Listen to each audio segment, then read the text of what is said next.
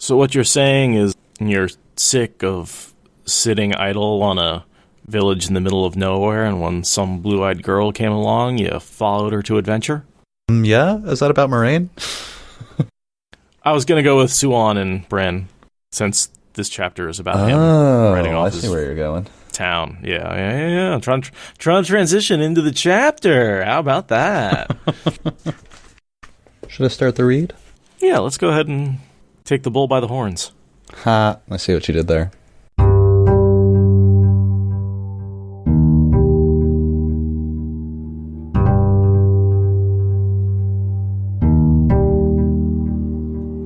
This is the Wheel of Time Spoilers podcast.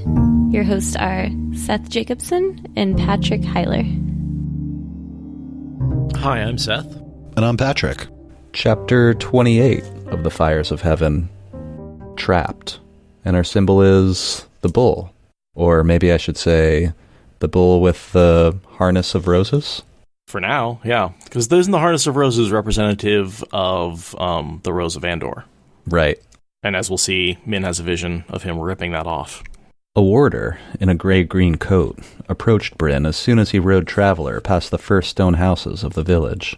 Bryne would have known the man for a warder after watching him walk 2 strides, even without all the Aes Sedai faces staring at him in the street.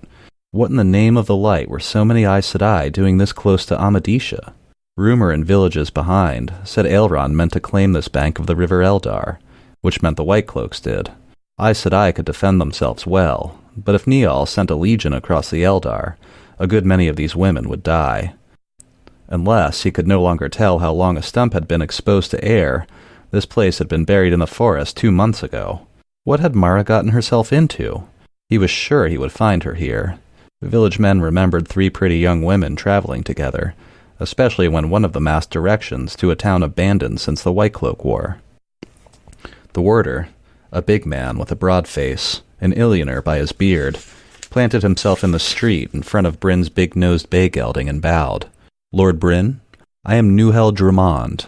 If you will come with me, there are those who do wish to speak with you." Bryne dismounted slowly, pulling off his gauntlets and tucking them behind his sword belt as he studied the town. The plain buff-colored coat he wore now was much better for a journey of this sort than the gray silk he had started in. That he had given away. Aes Sedai and warders and others watched him silently, but even those who had to be servants did not look surprised, and Drummond knew his name. His face was not unknown, but he suspected more than that. If they were Aes Sedai agents, it did not alter the oath they had taken. "Lead on, Nahel Gaiden." If Nahel was surprised at the address, he did not show it. The inn that Drummond took him to, or what had been an inn once, had the look of headquarters for a campaign, all bustle and scurry. That is, if Aes Sedai had ever commanded a campaign. He spotted Serenla, before she did him, seated in the corner with a big man who was very likely Dallin. When she did see him, her chin dropped almost to the table, and then she squinted at him, as if not believing her eyes. Dallin appeared to be asleep with his eyes open, staring at nothing. None of the Aes Sedai or warders seemed to notice Drummond let him through, but Bryne would have wagered his manor and lands that any one of them had seen 10 times as much as all the staring servants combined. He should have turned and ridden away as soon as he realized who was in this village. He took careful note as he made his bows while the warder introduced him to the 6-seated Aes Sedai. Only a fool was careless around Aes Sedai. But his mind was on the 2 young women standing just against the wall, beside the fresh-swept fireplace, and looking chastened.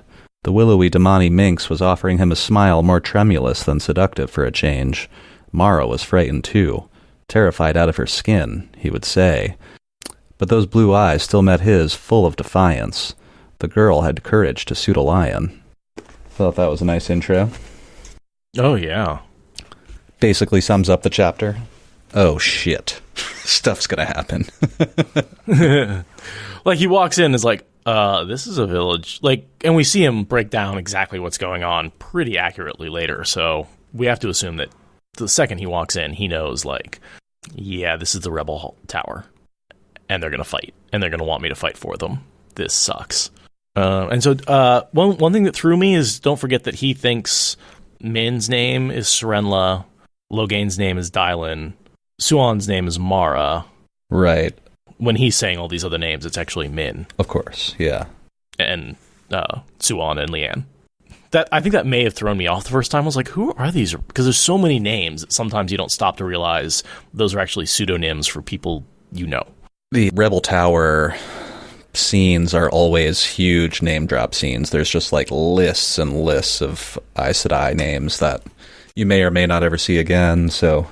I gotta say, if you really want to start mastering the Aes Sedai beyond the main characters, start with the Salidar 6, because they pop up over and over and over again in the various scenes, and they always feel like background characters, and you never really get to know who they are, but once you realize it's those 6 Aes Sedai who come up a lot, you're like, oh, okay. And that, we'll talk about them a lot here. Yeah, they have critical functions. They do. And they are often speaking for a lot of other and representing a lot of other Aes Sedai. And this warder is one of their warders, right? The big Ilianer man, Nuhel Dromand. He is one of Miriel's warders. So he is one of the warders who she saved his life when his previous Aes Sedai died. Was it Myrel? Myrel. Yeah, I always for some reason I say her name wrong. I'm just double checking because I think there is also there's a Marielle, a Myrel, and there's like a Miriel, I think there's a group of them. The Green Sister who takes Lan's bond. This is her warder. And so we see him a few more times just like training with Lan, and when like Egwene finds out that she's been hiding Lan and trying to save his life, he shows up then too. So but yeah, again, just because the Salidar 6 and she is one of the Salidar 6 pop up a lot. He's sort of in the background of a lot of scenes. Yeah, a lot of these characters have long backstories with each other too, so it can be interesting when that stuff comes out. No, and understanding those, like when you see the Aes Sedai gather in 2 groups, and you're like, okay, and they're arguing, and you have no idea what they're saying, but based on who's in what group, you can pretty much figure out what the argument's about if you know who those Aes Sedai are. Yeah, I can see it. And what views they hold. So I'm excited to get to that. This is also a kind of part of the series where the power ratings get very important too. As we see here, Shiriam speaking for the 6 oftentimes, or if there's any one person talking for all of them, it's her, and probably because she's the most powerful. Shiriam's way up there, although I'm not sure exactly where. She has a fair amount of raw power. She's the redhead Aes Sedai. Because otherwise, I'm not sure how they came up with this governing group that they have now. They're kind of people who used to be in positions of power. Sure, and I think they're people who took power when they got to Salidar. People who would take power? Yeah, that too. Well, and I can't let a mention of Shiriam go by without saying Dark Friend alert. The one who's actually speaking for the Salidar 6 is absolutely a Dark Friend, working under the direction of other Black. Yep. And there are 2 blues in the Salidar 6. 2 blues, 1 green, 1 gray, 1 brown. Talir is saying that it's still crazy to her that Shiriam turned out to be Black. I was majorly disappointed. I am still a little disappointed that happened. Or at that reveal, I should say, because she's been Black this whole time. Totally. I mean, I think she's a genius move, because it makes you trust nobody. Mm-hmm. Because her personality doesn't seem to match. She doesn't have a desire for power. You know, she really sort of fell into it backwards and doesn't really want to be Black, but... We find out later that she's one of those who joined the Black just as like joining a secret society to rise through the ranks of wherever. Right. She just wanted the one-up and didn't think that swearing to the Black actually would have meant anything. Yeah, just unlucky enough to actually be alive during the Return of the Dark One. Exactly. And this is where, you know, the ubiquitousness of the Black Aja in the White Tower, I think, is sort of this, it's a corruption, right, that's spreading.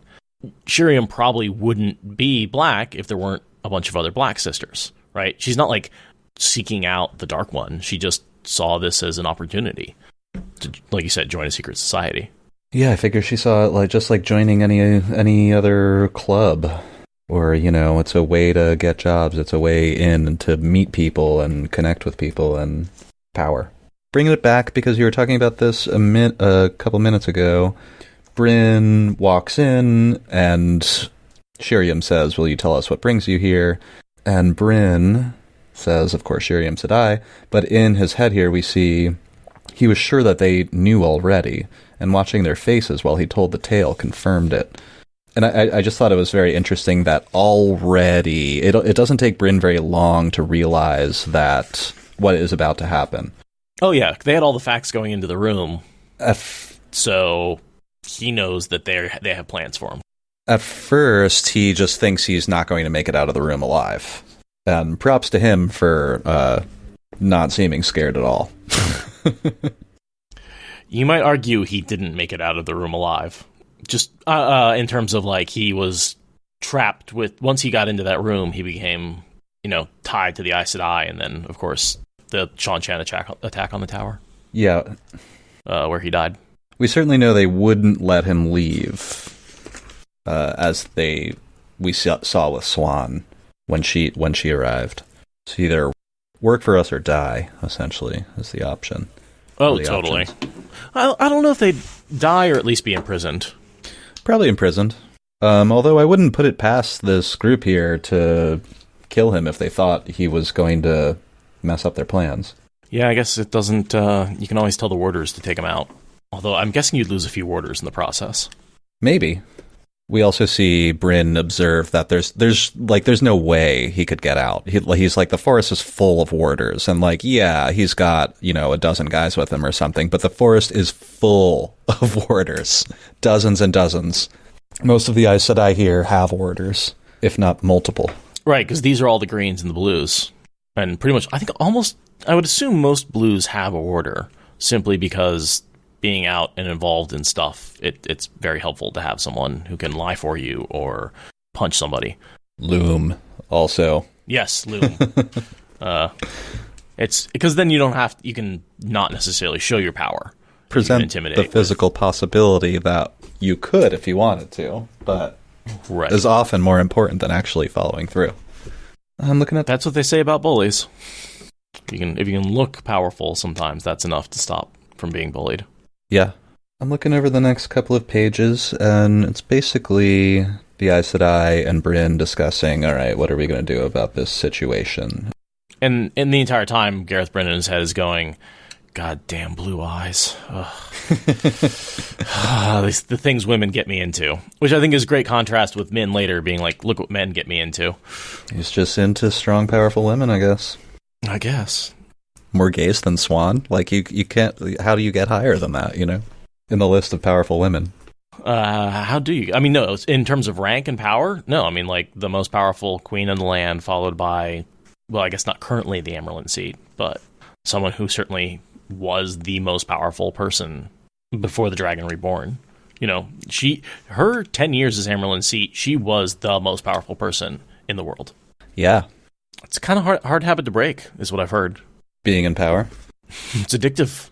I wouldn't know. And it's hard to leave behind. So I've heard. I'm the only thing of note I had on the next page really is that Carlinia tells Bryne that, oh, by the way, these 3 girls are the former Amerlin seat, Keeper of the Chronicles, and Min. And he immediately is like, oh, must have something to do with Stilling. And he's 100% right. Because he knows enough information to at least be aware of what, that something happened in the tower, and that he thinks Swan is dead until now. Stilled and killed, yeah. Yeah. But, there's got to be some part. The eyes were the same. He says that a few times. And I always have to wonder if there was some part of him that didn't realize. It had, he's like, something is going on there. Something's familiar about those blue eyes. And I think that is from getting yelled at and getting humiliated. They talk about that in a minute. Immediately after that, I have highlighted that again in Bryne's head. He had a sinking feeling that he knew what they were softening him for. It would be interesting to learn whether or not he was right. And he's totally he knows. Right. And I also feel like after that first line, the first read I did where he was like, thinks he knows what's about to happen here. He knows that they won't let him leave. or that if he tries to leave, he could very well end up dead. And there's a strong chance he may not ever make it out of this room. So one of the first things he does is, after telling them the story, he says, "Oh, that's okay. I can't take them yet. Well, I'll just wait until you're done. I'll wait here." And that sort of disarms everything. I noticed that I feel like a tension leaves the room. Because if Gareth Bryne said, like, "Okay, well, that's fine then. I'm going to go," that would have been a problem. That would have been a problem. But he doesn't say that. Because I think he knows exactly what he's doing when he says, "Oh, I'll just wait. And when you're not using her time, she can start working for me." And learned a new term as a dog robber, which apparently I looked up, and apparently it means it's like the lowest form of servant possible. Doesn't it come from, like, they eat by robbing the food from the dogs? Yeah. That's the only way. I tried to find the etymological root, and it's a little, that stuff gets a little weird in English a few hundred years ago. Nobody really knows what was happening, but that seemed like the most likely thing. Basically, an unpaid servant that would, like, eat scraps from the floor. And that is their pay. Is the ability to eat something. Right, to have a roof. It's right. Ugh. And I know that Bryne doesn't actually mean that, but he's being a little, he's digging in. He's using the term to demean her a little bit for breaking a serious oath and this and that. And he's saying, like, she's going to be the lowest of the low servants. Boot polisher. Yeah, being a dog robber sounds awful. Working all the time, having to eat where you work without really preparing food for yourself, barely being able to afford the roof over your head. I'm so glad things are different now. Yeah. Here was interesting. There's a point where Shirem says, "You may have Suian as your body servant. You may have all three of them if you wish, including Min." For some reason, that seemed to irritate Suian as much as everything else that had been said about her. And it's like, yeah, because it's that whole, like, you don't get 3 women. You can take me, but you greedy bastard. Like, well, they all said the same oath, right? Or close enough. Yeah, totally.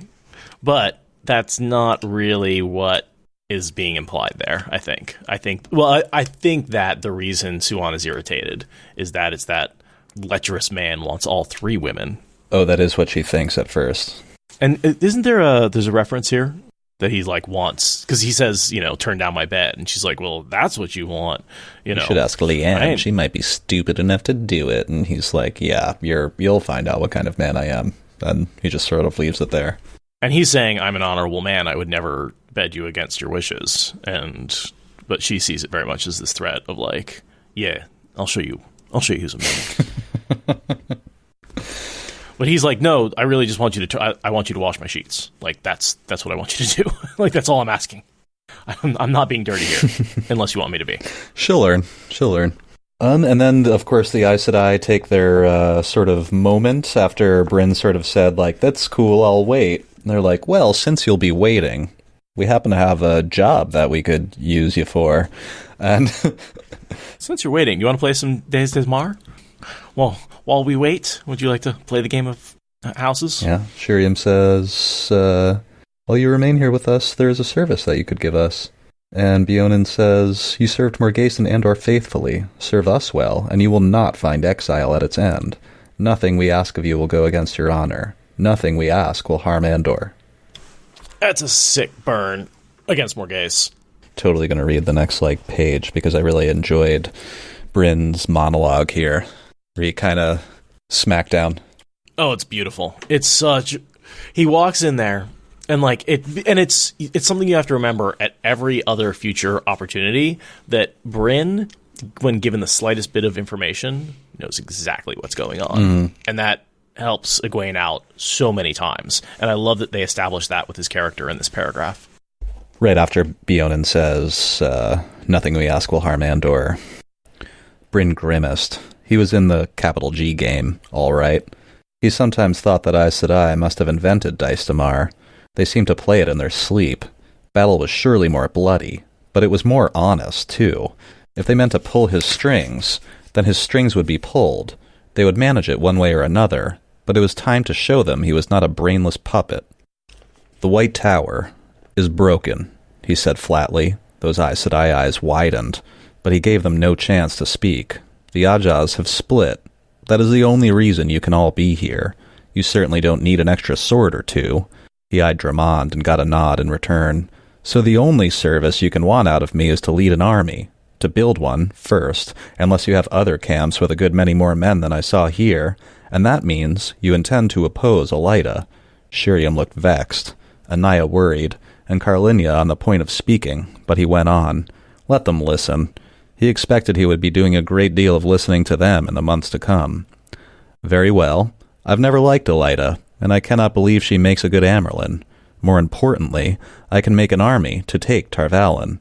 So long as you know, the taking will be bloody and long. But these are my conditions. They stiffened to a woman at that, even Swan and Leanne. Men did not make conditions for Aes Sedai. First, the command is mine. You tell me what to do, but I decide how. You give commands to me, and I give them to the soldiers under me. Not you. Not unless I have agreed to it first. Several mouths opened. Carlinia's and Beonen's first, but he continued. I assign men, I promote them, and I discipline them, not you. Second, if I tell you it can't be done, you will consider what I say. I don't ask to usurp your authority. Small chance they would allow that. Yet I do not want to waste men because you do not understand war. It would happen, but no more than once if he was lucky. Third, if you begin this, you will stay the course.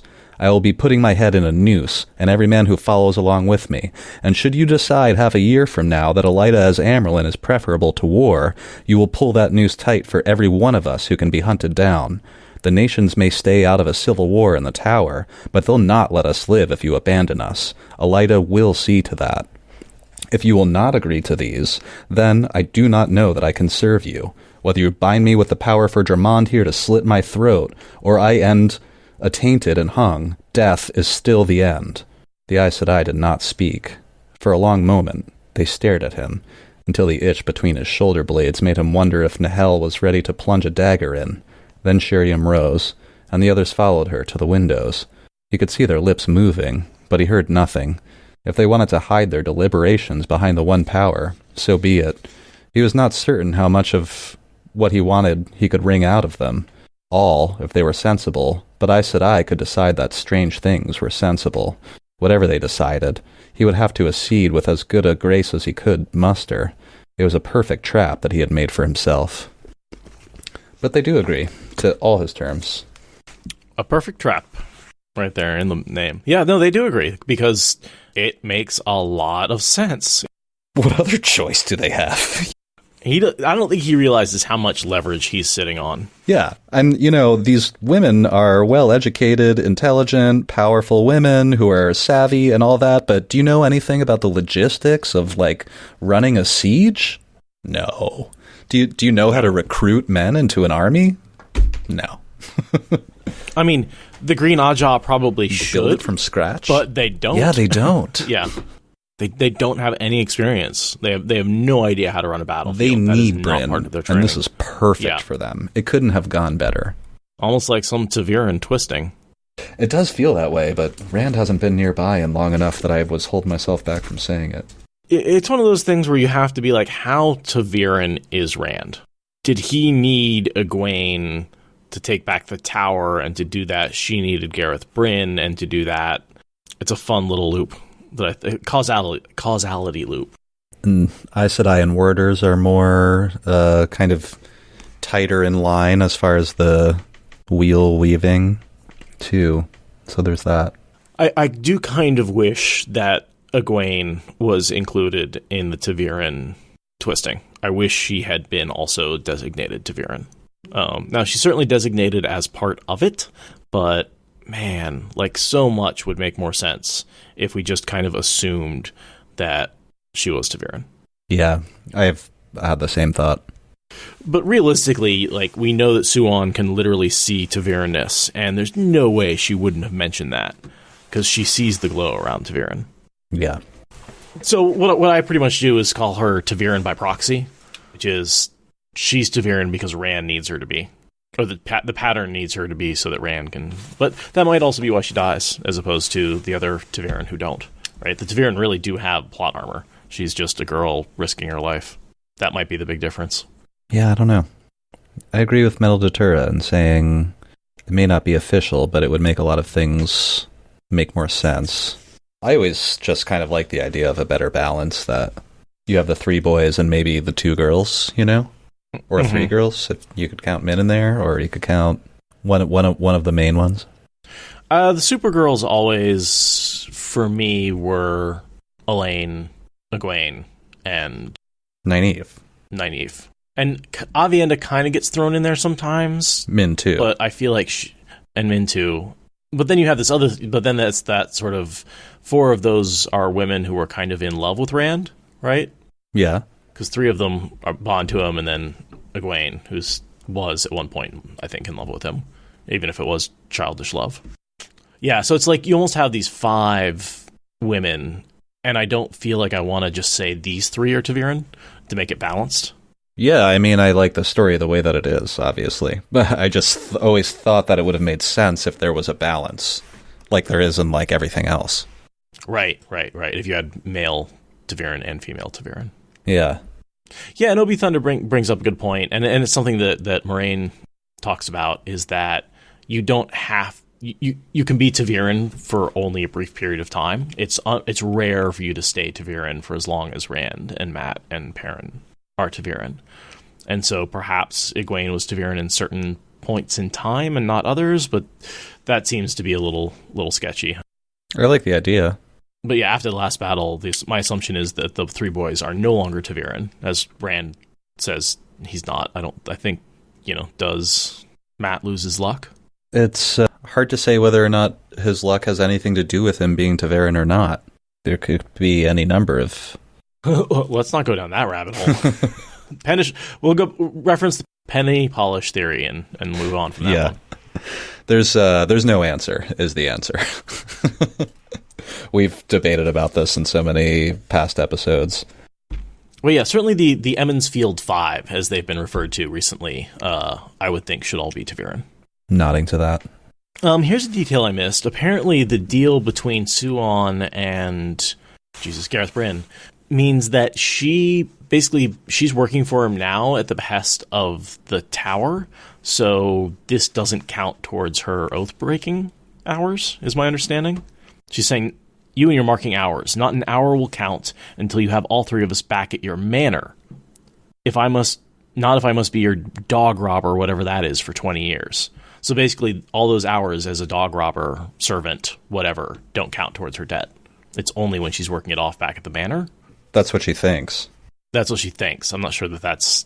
I think he's actually just marking the hours off. He's counting them towards the debt. Yeah, I agree. I mean, Bryne just wouldn't do something like that. But in like the same conversation, Swan also assumes that he thinks he's going to be sleeping with her, too. Right. Which is also not his intent, but he just is kind of quietly allowing her to slowly learn that rather than explain. She does like to assume the worst. And over the next couple of pages, we see a conversation between those 2. They rehash that old event a long time ago that comes up a lot in the Bryne, has come up a lot in the Bryne chapters, I should say. And they're having that conversation while a meeting is going on between the Salidar 6. Right. And I just want to break that down. You've got Shuriam, Anaya, and Myrell on one side. And that's a blue-green, and technically black. And they definitely want to keep the tower separated. They have no desire to go back to the tower, right? That's blue and green Aja. Anaya's probably... And black. The head... And black, yeah. All 3 of those do not want the tower to stay split. And on the other side, you have Morven and Carlinia and Baonin. And we know Baonin eventually, she's gray, and she goes back to the tower. And when Egwene gets captured, her loyalty goes right back to the tower. And Morven and Carlinia, we know also, they are brown. Morven and Carlinia's white, and they're much more interested in going back to the tower and reuniting the tower. They want the tower to be in one piece. And Baonin, of course, is gray, is standing between them trying to regulate the argument. I'm nodding. Do you want to go over the Mirundian incident at all? we talked about, there's no information whatsoever about this Dulé. That's why I asked. There's not that much to talk about. He's never mentioned again. I'll maybe just say, because we've referenced this so many times over the last few Bryne chapters, just that Suian essentially accuses Gareth Bryne of, he spent all this effort tracking her down to humiliate her because she humiliated him at their last meeting over the Morundian incident. And Bryne says, I followed Mara Tomaines here, and it was Mara Tomaines I asked for, not Suian Sanche. He's saying, I had no idea who you were, so this doesn't have anything to do with you. It just has to do with, I thought that I should do this thing. Right. I'm not trying to humiliate you based on past experiences that we've had together, because I didn't even know it was you when I was doing all exactly. This. Right? Like, how could I be humiliating Suian Sanche? I didn't know that was you. Like, get over yourself. But then Bryne's like, since you brought it up, what the hell went down that day? But, seriously. And Suian explains that there was this princeling in Murundi who the tower had thought had the potential to unite Murundi, because it's not really a country, it's a bunch of city-states, essentially, that, loosely protect each other. And so they wanted Bryne to not defend against this guy's raids into Andoran territory, because they thought that if they could keep him alive for long enough, he would be the leader that Murundi needed. But Suian reveals here that he was actually shot the next month by an Andoran farmer who was having his sheep stolen. I have headcanon, based on no evidence whatsoever, that this young border lord who was killed 2 years ago, 2 years before the start of the Eye of the World, so 4 years ago-ish now, would have been 18 at the time as a young lord, 16, 18, so maybe Rand's age. So maybe this was one of the boys who was potentially a Dragon Reborn, and part of the reason Suian was so mad at Gareth Bryne and wanted to protect him is, again, she thought this could be a potential Dragon Reborn who would rise up, unite Murundi, and then go on to save us from the last battle, and that he could be a potential Dragon Reborn. He was maybe on the books as one of those. Yeah, I can definitely nod to that. And then he was killed either totally by accident or perhaps by it was arranged by one of the Dark Friends, the Black Oddjaw, who tracked him down and killed him as well. Metal Datura, this is the only time we hear about the story, as far as I can tell. She never mentions it again. We hear about her yelling at him, but she doesn't say why. She just said she had to humble him. I think it comes up because it's a funny, well, not a funny, it's a funny in hindsight situation that Bryne occasionally tells a story about being caught between Suian and Morghese. Yeah. Where he was trying to resist what they wanted to do. And it seemed like it more or less turned into a screaming match in front of the whole court. And I could see how this would go down, because they're basically asking Bryne to not do his duty. They're asking him to not follow through with his oaths and honor and all that. And not telling him why. Right, and they won't even explain it. And he's not stoked on that. I could see how that could get heated really quick. But then, of course, he has to back down in the end. Absolutely. And if you go back to New Spring, Suian's number one goal is tracking down those boys. And so a young lord of the right age, gotta be a potential Dragon Reborn. Just has to be. So same thing with, Owen, Tom's nephew. Young boy, exactly Rand's age, who could potentially channel, definitely taken out by the Black Oddjaw. Yeah. Because he was a potential Dragon Reborn. We've theorized in the past that these hunts for boys who could channel were conducted at that time by the Black Oddjaw, because any one of them could have been Rand. Just nobody knew where he was, so they just went about murdering every male channeler with more gusto than usual. Sure, they did that sometimes anyway, but organized hunts are not something we really hear about. Let's just say it's a bad idea to be born in 82 as a male. It was just there's a lot of dead males of that age, especially if they were born anywhere around the Tarvalin area. Then we see you will discover what kind of man I am, Swan conversation. We accept your conditions without reservation, Lord Bryne, and pledge ourselves to hold to them. They are most reasonable, Shiriam says. I'm guessing not every one of the Aes Sedai could have said that. And the conditions were most reasonable. I'm guessing a few of those would have been like, I do not find those conditions most reasonable. They are extremely reasonable, to be honest. I mean, if I were one of the Salidar 6, I'd be like, we have an excellent, professional, highly renowned general, and we need an army. Just give him resources. Just let him start. But one of the things you realize, his conditions up front is what allows him to throw his support behind Egwene, because he has total anonymity over the army. And so this is super important here for Egwene's rise to power.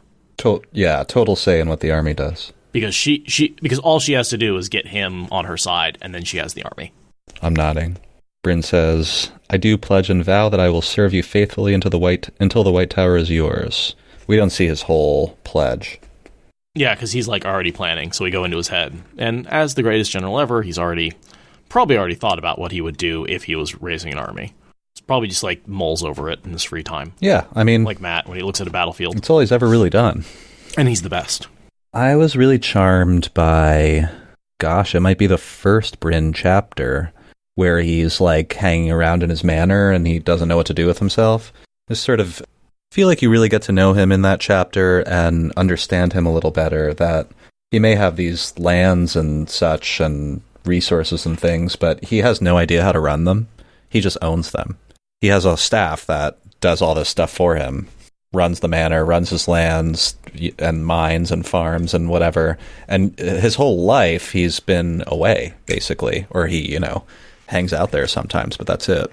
It's like when he told the woman who runs his estate, look out for those neighbors, they'll try and swindle you. And she's like, yeah, go teach a grandmother to suck eggs, or I forget what the expression was, but it was like, she's like, yeah, I've been doing this the entire time you've been gone. Shut up, I know what I'm doing. Go chase your dreams and blue eyes. Of course, she thinks he's going after Leanne, but because Leanne's the sexy one. She wants him to get married. Yeah, that she's...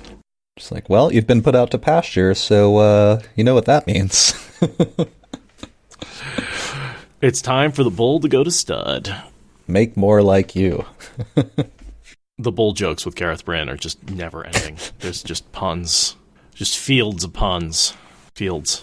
We see Min kind of walking around. She's sort of tending to Dallin, to Loghain. They have just arrived. I think Gareth Bryne was a couple hours behind them. Not much. Yeah. So he has just, in the last time we saw him, he had fallen into what was essentially a gentiled, suicidal daze. And so he had just stopped reacting to external stimuli.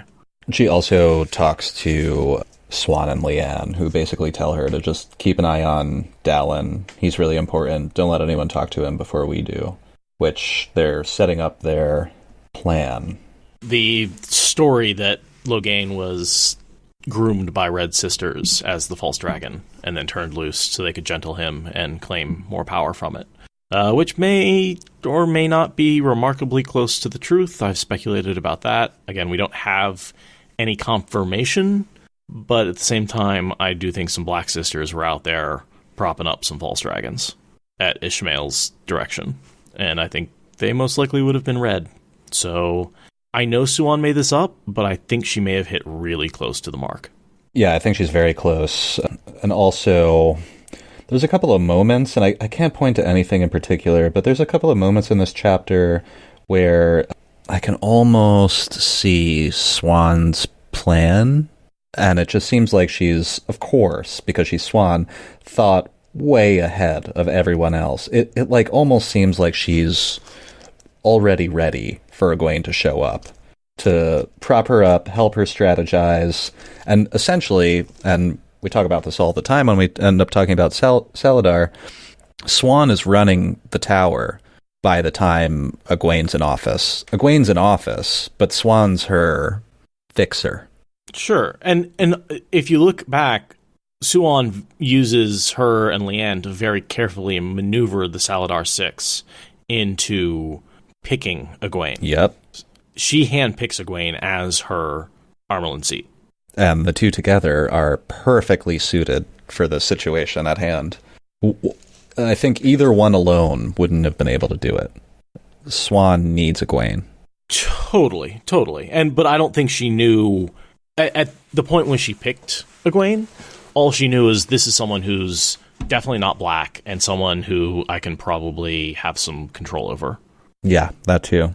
And I think we talked about this in the last Salidar chapter as well, that it almost seemed like she had Egwene picked out. Almost seems like she has Egwene picked out already. As far as people she can trust, her hunters, 3. Her hounds. Her light hounds? Light hounds? Thanks for groaning at my pun. I appreciate that. Because as opposed to a dark hound. Oh, I get it. Hounds of the light? Hounds made of light? That's all right. I'm on like I said, guys, I'm on I don't know if you were here in the beginning, I talked about how stuff's going down in my apartment, so I'm on very little sleep right now. So forgive me for the terrible puns that don't make sense. That's just where my mind goes when I don't have a filter. She notes that the papers that the women had been so intent on are just completely ignored now because they really were just make work. And now that Suian has given them a purpose, yeah, they all of a sudden are doing real work as opposed to just make work. You don't hire an Aes Sedai to allot nails to carpenters. You get a quartermaster. Which is what they were doing before. Totally. Min walks away from Logain, even though she's been cautioned to stay near him all the time. He just stares at the wall anyway. So Min runs and catches up to Swan, and Swan's eyes widened in alarm. Why did you leave him? Is he still alive? He'll live forever, for all I can see. Swan, no one wants to talk to him, but I have to talk with you. Swan stuffed the white bundle into her arms. Shirts. What's this? Gareth Bryn's bloody laundry, the other woman snarled. Since you are one of his serving girls, too, you can wash them. I must speak with Logain before anyone else. Min caught her arm as she tried to brush past. You can spare 1 minute to listen. When Bryn came in, I had a viewing. An aura. A bull ripping roses from around its neck, and none of it matters except the aura. I didn't even really understand that, but more than anything else. How much did you understand? If you want to stay alive, you had better stay close to him. Despite the heat, Min shivered. She had only ever had one other viewing with an if in it, and both had been potentially deadly. It was bad enough sometimes knowing what would happen. If she started knowing what might... All I know is this. If he stays close to you, you live. If he gets too far away for too long, you are going to die. Both of you. I don't know why I should have seen anything about you in his aura, but you seemed like part of it. Swan's smile would have done to peel a pear. I'd as soon sail in a rotting hull full of last month's eels. I never thought he'd follow us. Are they really going to make us go with him? Oh no, Min. He's going to lead our armies to victory, and make my life the pit of doom. So, he's going to save my life, is he? I don't know that is worth it. Taking a deep breath, she smoothed her skirts. When you have those washed and ironed, bring them to me. I will take them up to him. You can clean his boots before you go to sleep tonight. We have a room, a cubbyhole, near him, so we will be close if he calls to have his bloody pillows plumped. She was gone before Min could protest. Staring down at the wadded shirts, Min was sure that she knew who was going to do all of Gareth Bryn's laundry, and it was not Swan Sanche. Rand bloody Althor. Fall in love with a man, and you ended up doing laundry, even if it did belong to another man. When she marched into the kitchen to demand a washtub and hot water, she was snarling every bit as much as Swan. I think the only reason Swan ends up having to do the laundry is because Min leaves. Yeah, probably. How does Min get out of there? I don't really remember that. Because I want to say she ends up with Rand really soon, because Sex Igloo is coming up, and then shortly after that, Avienda goes off with Elaine. Mm-hmm. And then Min ends up basically, and Min's there for Dumai's Wells. So that's next book. So Rand, she must end up with Rand very soon. I just don't remember exactly how she gets there. Embassy to Rand? That's right. She goes with the Salidar tower, the little tower sends an embassy to Rand, and she goes with them. And she's like spying for him and like giving him advance notice and stuff. And hanging out at his side and all that kind of stuff. And then when he gets taken, she gets taken with him. And then from then on, after Dumai's Wells, she is pretty much with him for the rest of the series. Yeah. So after this, they're cuddle buddies for like several books before they're separated again. Well, and again, don't forget that time is so compressed. There's only about 6 months left before the last battle. So even though it feels like a long time, it's not actually. He's spent a while with Avienda as well. And even longer than that, pining after Elaine. And reading those letters over and over and going, what the fuck? All the Emmonsfield boys are dopes. Do you want to talk about those visions at all? There wasn't... I guess it's just 2. Just the bull ripping roses from around its neck, which is just very clearly Gareth Bryne leaving Andor behind and joining the White Tower. Right. He's no longer in service to Andor. And then there's this, if you stay with him, you live. If you get too far away for too long, you die. And that's, we see in the last battle how she misinterprets that, and that kind of leads to her death. But in a lot of ways, it's not so much a misinterpretation as she's like, screw prophecy, I have to do this anyway. Yeah. Like, if it kills me. Yeah, that was my other question, is what was the other if prophecy or that Min had seen? That I don't know.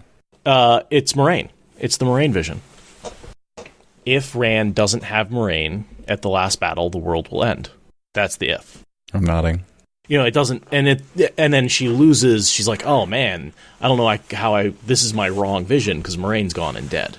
But yeah, that's a big if. But and that for a long time, that's a big problem because that's one of her only viewings that quote unquote failed. It appears to be wrong for a long time, but of course it isn't, guys. Min's always right. Oh, there's so many things pointing to Moraine still being alive. There was no doubt in the fan community for a long time that there was a big possibility. We kept waiting for Moraine to come back. Like, that was definitely something that we waited for a long time. Yeah, and you just know, like, falling through does not mean death. Right. Oh, but it cut off her connection to her warder. Well, she's not in the world. So many other things. Yeah. And, like, there's the cryptic messages to Tom that says, like, we will meet again. By the one oath, I say that, you know it to be true. And then she dies. It's like, okay, like, she lied then? Is she either black or coming back? Those are the two things. Those are, like, the two options at that point.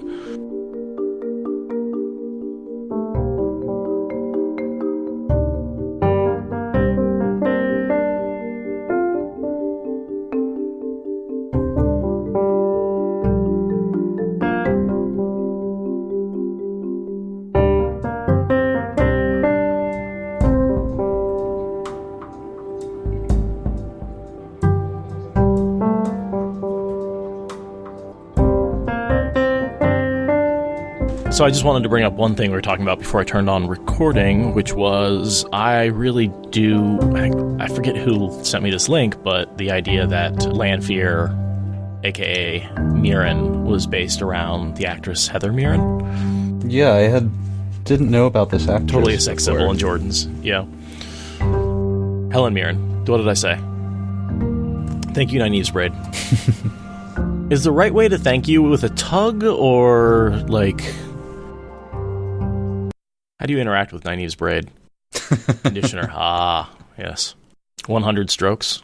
I'll be honest, you know how I found out about her? She did an appearance on Colbert recently, and he, like, went freaking starry-eyed over her. And then I looked her up and was like, oh, okay, that's who that is. But she's, like, one of the most famous actresses of the 60s? 50s? I don't really know how long ago she was famous. And today, yeah. And I think she would be an amazing... member of the Green Aes Sedai. Just any of the kin, any of the, like, or no, I think definitely one of the Aes Sedai, one of the Green, maybe one of the, like, Miriel that we're going to come across today. Yeah, not knowing who she is not a statement about her on my part. I don't know who current actors and actresses are. Totally. Can't remember someone's name unless I meet them several times. Barring having met any famous actors and actresses, which I've met zero. Oh, I know who I thought she should be. Van Dien or Adelius, whichever one of those two is green. Yeah, Van Dien, absolutely. That's who I recommended. Oh, to play in the show, now? Yeah, absolutely. Now, yes. Yeah, as she's currently an actress, so I would love to see...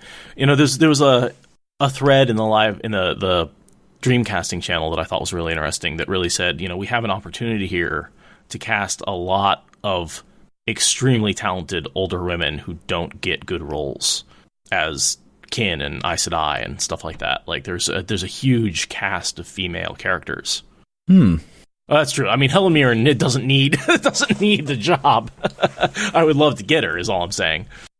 Those are two different things. There's both the idea that we can, give roles to older female actresses who aren't necessarily getting the roles they should be. I'm on a real schedule now, so that's exciting for me, but probably very boring for everyone else to hear. That I have a set training schedule to follow. No, it's good. Stick with it. Yeah. And Man vs. Horse Marathon 2021. Following through. Doing it. Good. Really, I just want to be prepared to run a marathon by then. But I've been taking it really slow. I'm not trying to advance myself, just running the same distances for the last month or two. How's the weather been? It seems really nice for running this time of year. Great. Honestly, I like it when it's cold and wet.